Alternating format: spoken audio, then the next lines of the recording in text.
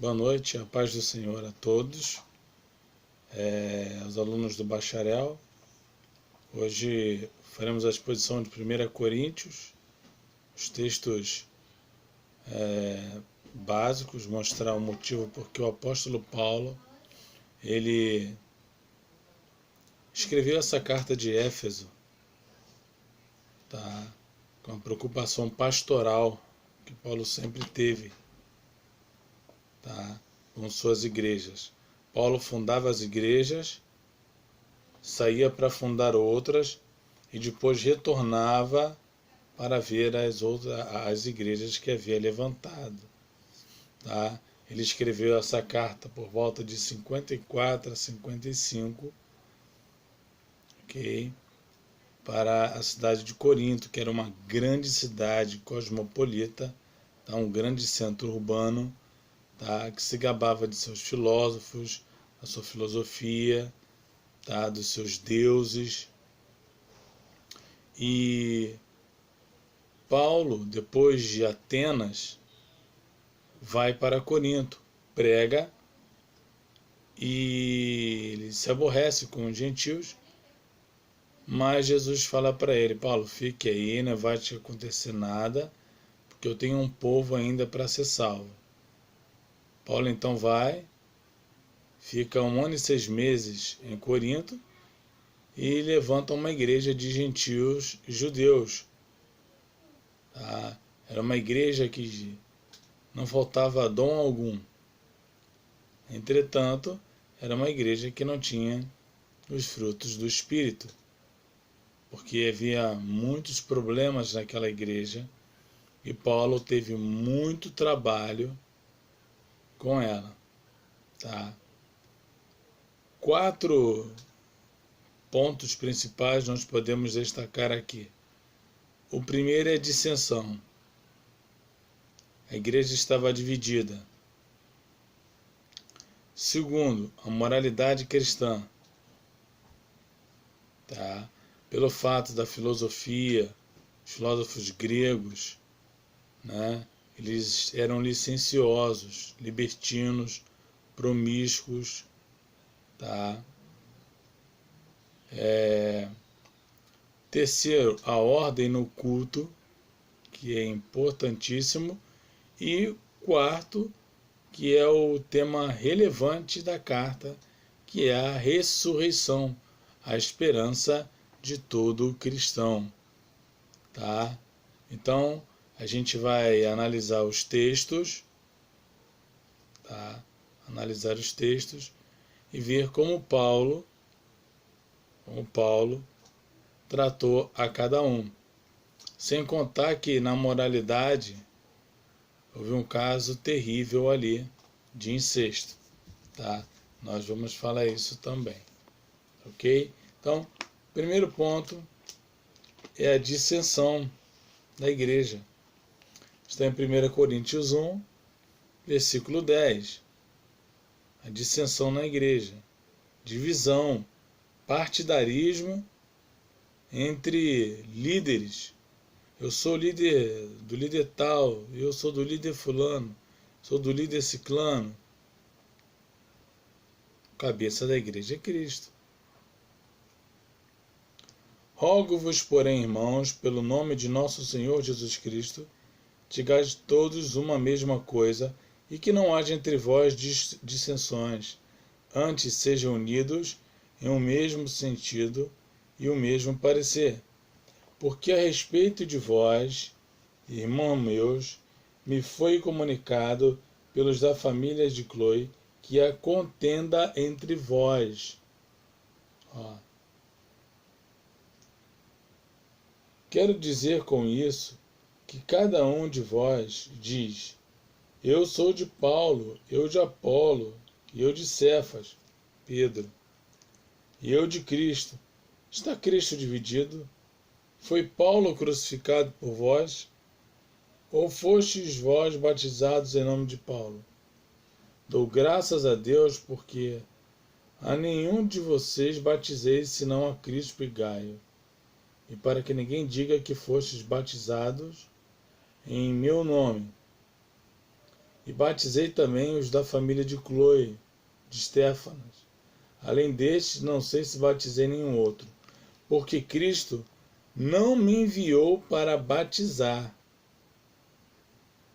mas para evangelizar, não com sabedoria de palavras, para que a cruz de Cristo não se faça vã.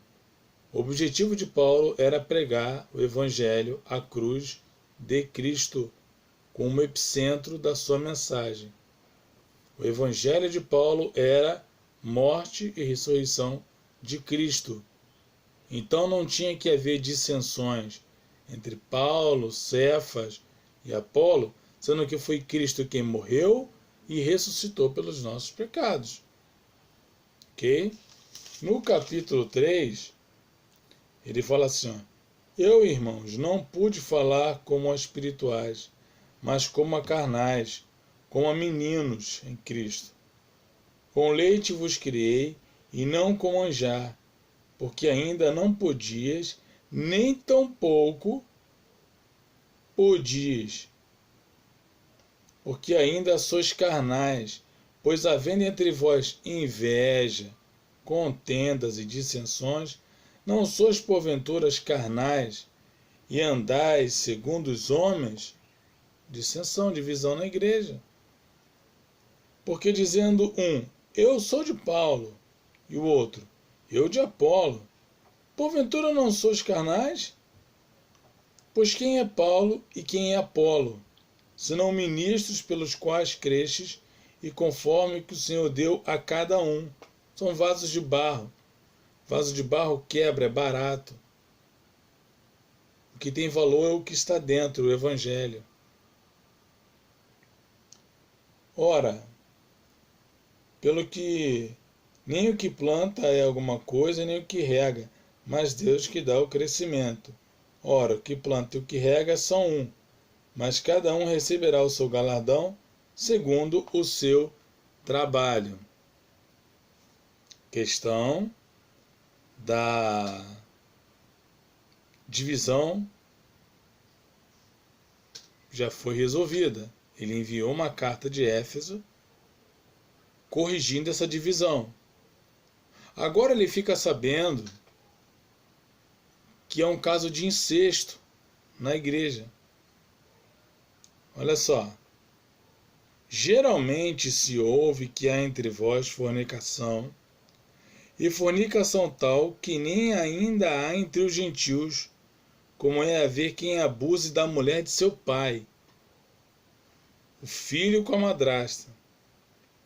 Estais inchados, e nem ao menos vos entristecestes, por não ter sido dentre vós tirado quem cometeu tal ação.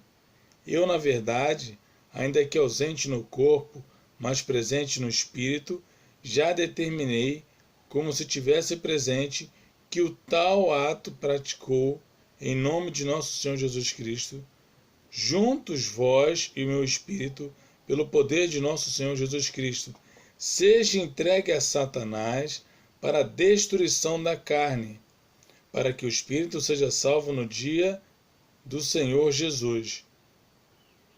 Por quê? Ele dentro da igreja estava caminhando para o inferno com a madrasta e não sabia, porque a igreja, cada um com seu cada um, não havia disciplina, correção, tá? E aí ele fala, não é boa vossa jactância. Não sabeis que um pouco de fermento leveda toda a massa? Hoje começa com ele, amanhã com outro, e depois com outro. Quando vê, a igreja perdeu a moral, a ética, perdeu a espiritualidade, tá? Então, a gente precisa entender muito bem aí sobre relação à conduta cristã, tá? Se dentro da igreja tem alguém cometendo tal ato, tem que levá-lo à liderança, explicar a liderança, e o pecador e a pecadora pedirem perdão à liderança e passarem pela disciplina. Tá?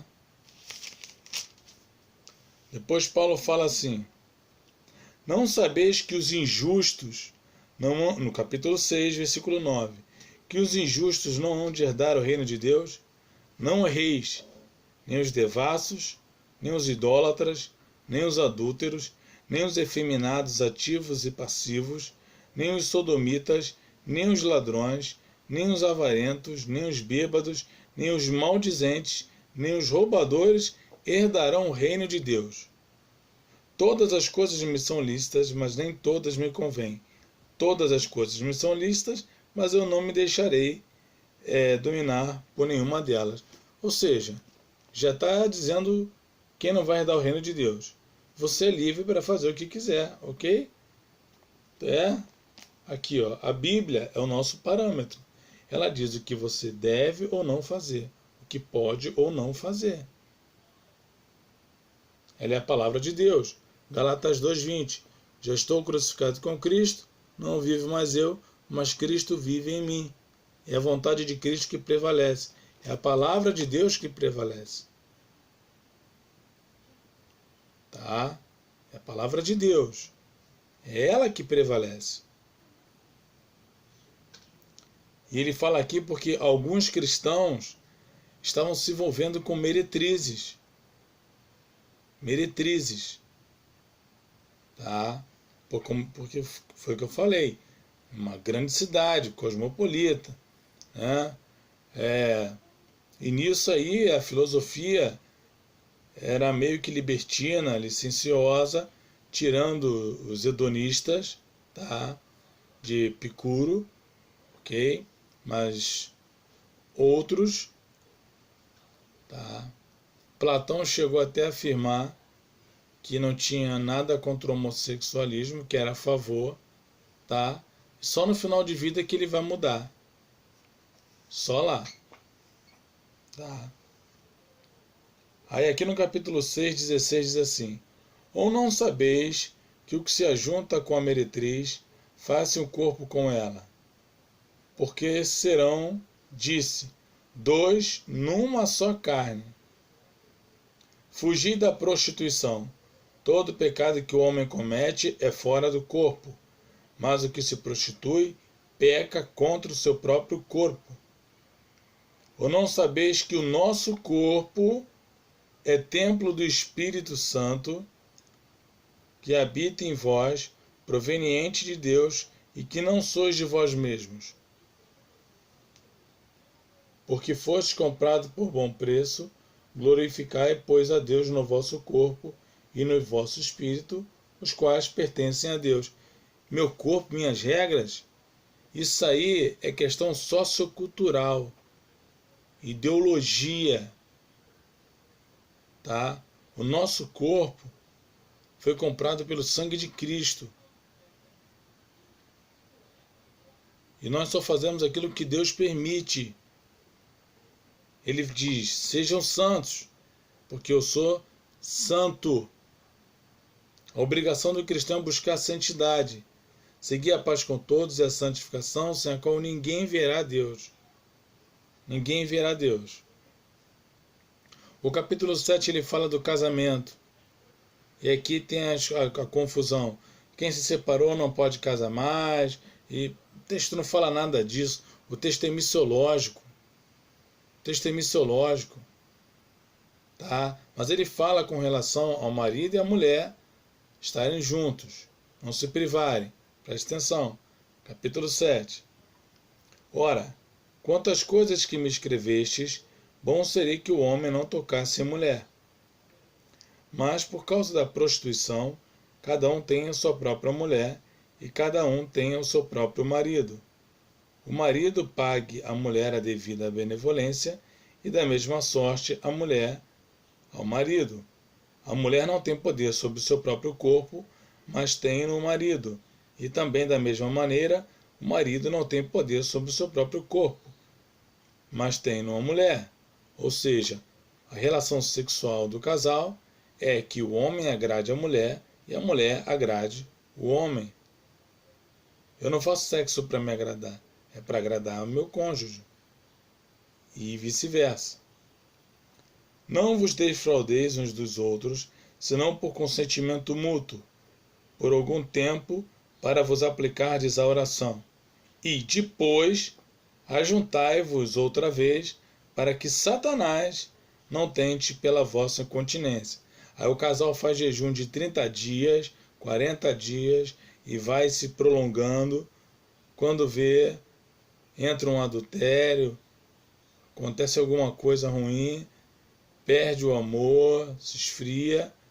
Ah, foi o diabo. Não, foi você. Foi você que não se policiou. A Bíblia diz, não deixe, se puder, todos os dias. Tá? Agora entra na questão missiológica. Fala, todavia os casados, mando eu. Todavia os casados mando, não eu, mas o Senhor, que a mulher não se aparte do marido. Se porém se apartar, que fique sem casar, ou que se reconcilie com o marido, e que o marido não deixe a mulher. Mas aos outros digo eu, não o Senhor, se algum irmão tem uma mulher descrente, e ela consente em habitar com ele, não a deixe. E se alguma mulher tem marido descrente, e ele consente em habitar com ela, não o deixe. Porque o marido descrente é santificado pela mulher, e a mulher descrente é santificada pelo marido. De outra sorte, os vossos filhos seriam imundos, mas agora são santos. Mas se o descrente se apartar, aparte-se, que neste caso o irmão ou a irmã não está sujeito à servidão, mas livre.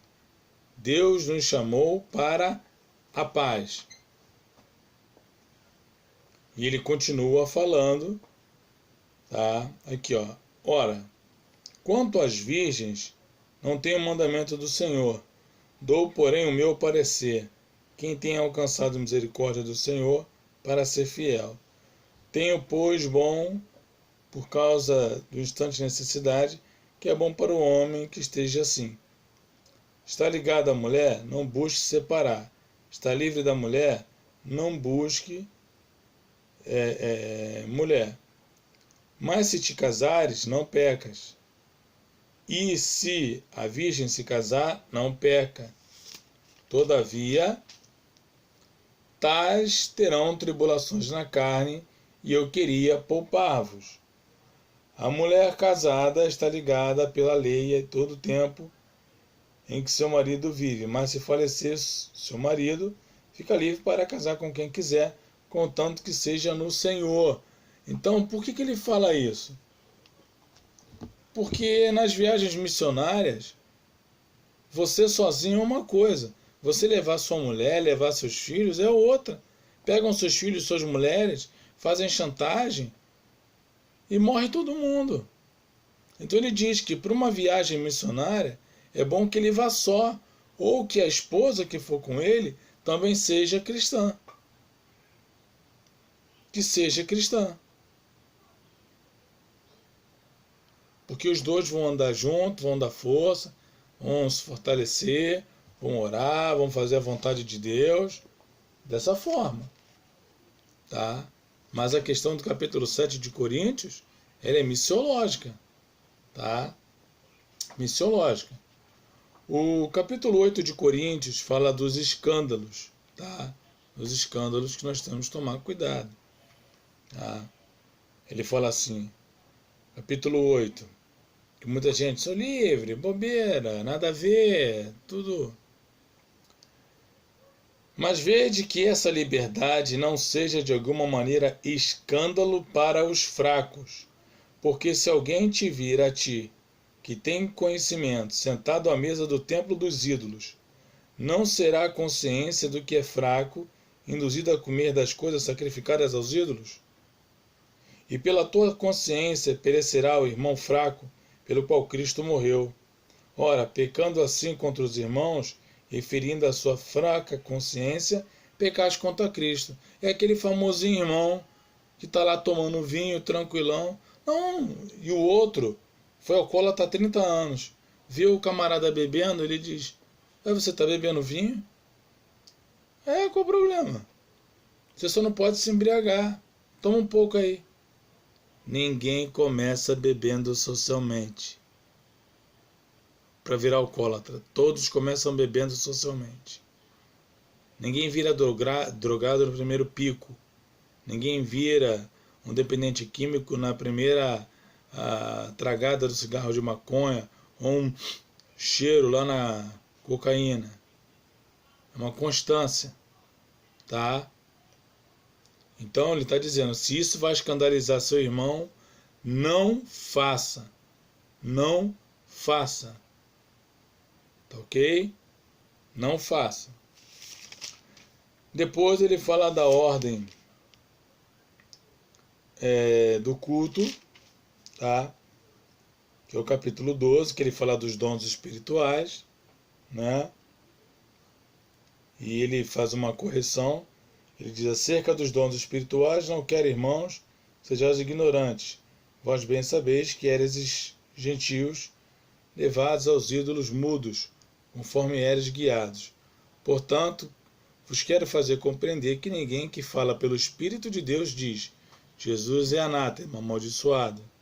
E ninguém pode dizer que Jesus é o Senhor, senão pelo Espírito. Ora, há diversidade de dons, mas o Espírito é o mesmo. Mas a manifestação do Espírito é dada a cada um para o que for útil. Todo dom tem uma utilidade. Todo dom tem uma utilidade. Porque a um pelo Espírito é dada a palavra de sabedoria, a outro pelo mesmo Espírito a palavra de ciência, e a outro pelo mesmo Espírito a fé, e a outro pelo mesmo Espírito os dons de cura, e a outra a operação de maravilhas, e a outra a profecia, e a outro o dom de discernir os espíritos. E o outro a variedade de línguas, e a interpretação das línguas. Mas um só, e o mesmo Espírito, opera todas essas coisas, repartindo particularmente a cada um como quer. Quem dá o dom é o Espírito Santo. Não adianta bater pé, chorar. Quem dá o dom é o Espírito Santo e tem que ter uma utilidade na igreja. Não adianta ficar falando meia hora em línguas de microfone e ninguém entender. Só quem está entendendo é Deus. Nem você está entendendo. Nem você. Está edificando assim mesmo. Não está nada, está edificando nada. Se tivesse o intérprete, aí você seria edificado. Ele estaria edificando toda a igreja. Toda a igreja. Tá? Então aqui ele está falando da questão dos dons espirituais, como usar os dons espirituais, tá?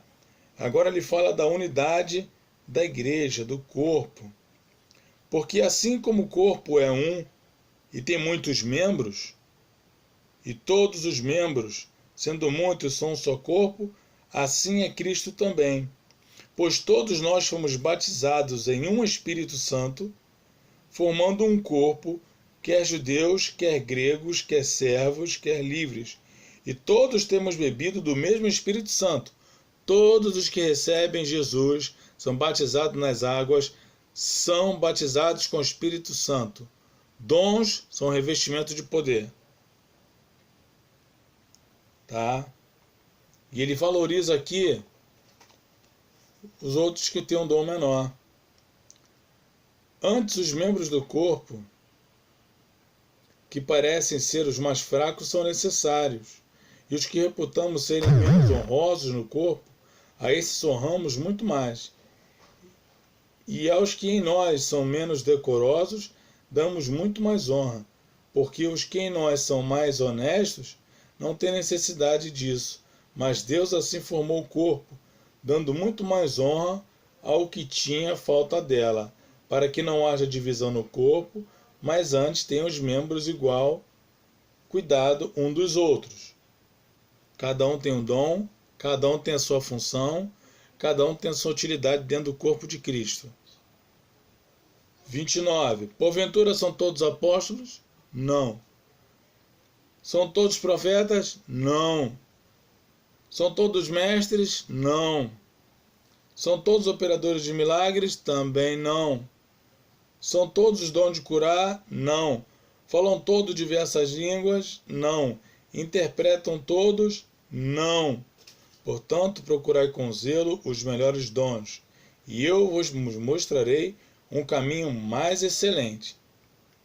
Aí, aqui ele já corrige dizendo que cada um tem o seu cargo, o seu posto. Mas no 13, ele fala sobre o amor, que é o dom mais importante. E algumas pessoas confundem o dom de língua com a língua dos anjos. Não tem nada a ver. Olha o contexto. Se você falar o dom de línguas, preste atenção. Ainda que eu tivesse dom de profecia, conhecesse todos os mistérios e toda a ciência, ainda que tivesse toda a fé, de maneira tal que transportasse os montes, e não tivesse amor, não seria nada. E ainda que distribuísse toda a minha fortuna para sustento dos pobres, e ainda entregasse o meu corpo para ser queimado, e não tivesse amor, nada disso aproveitaria. Então, se o que está aqui diz que você fala em línguas, para você ser cristão tem que doar os seus bens e levar o seu corpo para ser queimado. Ou não? Tá? O versículo 14 ele fala assim, capítulo 14: Segui o amor e procurai com zelo os dons espirituais, principalmente o de profetizar. Em outras versões, pregar a palavra. Tá? Porque o que fala língua estranha não fala aos homens, senão a Deus, porque ninguém o entende. E em espírito fala-lhe mistérios, mas o que profetiza fala aos homens para edificação, exortação e consolação. O que fala a variedade de línguas edifica a si mesmo, mas o que profetiza edifica a igreja. E eu quero que todos falem línguas, mas muito mais que profetizem, que preguem, porque o que profetiza, o que prega, é maior do que o que fala línguas, a não ser que também interprete para que a igreja receba a edificação. Tá? Aí ele fala, e agora, irmãos, se eu for ter convosco, falando em línguas estranhas, que vos aproveitaria se não falasse ou por meio de revelação, do conhecimento, pregação ou da doutrina? Da mesma sorte, se as coisas inanimadas que fazem som, seja flauta, cítara, não formarem sons distintos, como se conhecerá o que se toca a flauta ou a cítara? Porque se a trombeta der sonido incerto, quem se preparará para a batalha? Assim também vós, se com a língua não pronunciardes palavras bem inteligíveis, como se entenderá o que se diz? Porque estareis falando ao ar. Há, por exemplo, tantas espécies de vozes no mundo, e nenhuma delas sem significado. Todas sem significado. Tá? Assim também vós, como desejais dons espirituais, procurai aqueles para a edificação da igreja. Procure os dons para a edificação da igreja, e não para si. Que farei, pois? Orarei com o espírito, mas orarei com entendimento. Cantarei com o espírito, mas também cantarei com entendimento. E 27.